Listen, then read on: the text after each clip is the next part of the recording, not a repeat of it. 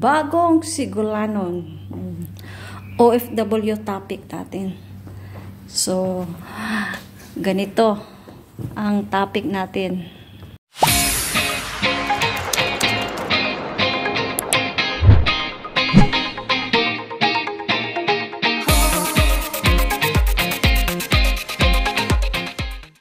Hello, may Sigulano na po ako. OFW topic natin. So, kapatid ng amo ko, yung katulong na Pinay din ha. Umuwi siya ng Pinas. 2 months ang binigay ng amo niya. Every Friday magkita kami kasi may family bonding yung mga amo namin. So, umuwi na siya yung September 21. So, bukas siya, 2 months binigay ng amo niyang bakasyon. So, October 21, mag 1 month na. So, ngayon, tumawag yung mga kapatid ng asawa niya, mga anak niya, kahit namin, sa mga kasama ko nga Pinay din, tumawag sila kasi mga 1 month na daw, hindi na daw makontak. 5 ang anak niya sa Pinas. 5 anak niya ha. So, ngayon, nagtaka ang amo. Kasi yung mga anak niya, mga kapatid ng mga kamag-anak niya, so, nagtawag kasi mag 1 month na, hindi makontak. So, nagtaka sila, at saka yung amo nila.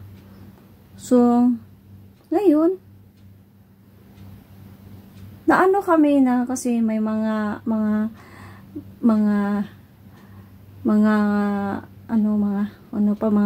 marites na may lalaki daw doon sa Pinas.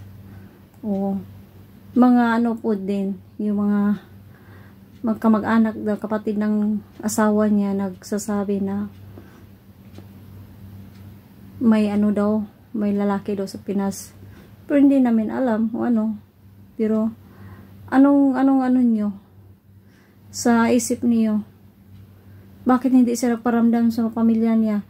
5 anak niya, tapos mag 1 month na hindi na siya makontak. Nagtaka din ang amo.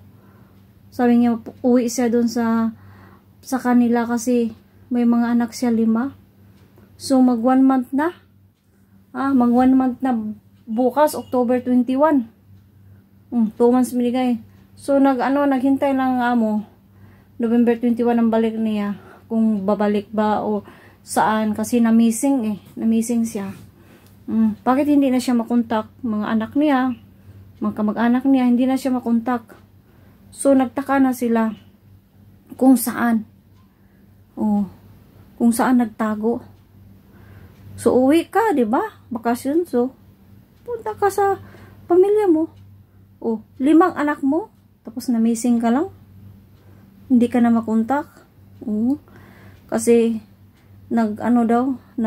may college siya isa yung pangalan niya, naghintay ng pang-allowance. So, uwi ka ng Pinas, so, punta ka kasi 5 years hindi nakauwi yung pandemic pa.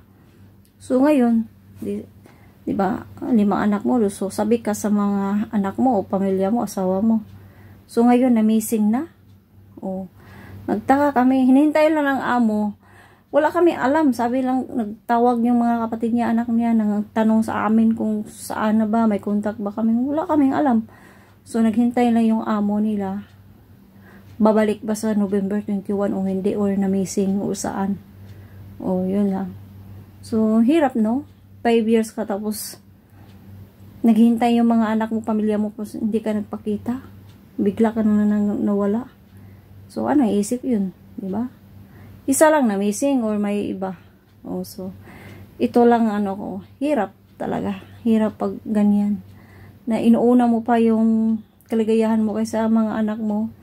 Pero hindi naman tayo mag-judge. Iba-iba ang natin Iba-iba na ang isip natin, yung buhay natin. Pero, yun lang ang problema. Kasi may mga anak ka, ibaliw mo lang sa kaligayahan mo kaysa mga anak mo, 5 anak mo. O, kung ganyan lang, kung na-missing ba siya o dalawa lang ano na missing or may iba siya. So, kawawang mga anak. Naghihintay, 5 taon, naghihintay sa'yo, tapos hindi ka magpakita. Oh, so, dito na lang ako. Bye-bye sa next mini vlog. Thank you, Judes Alagad TV. Share and follow. Thank you.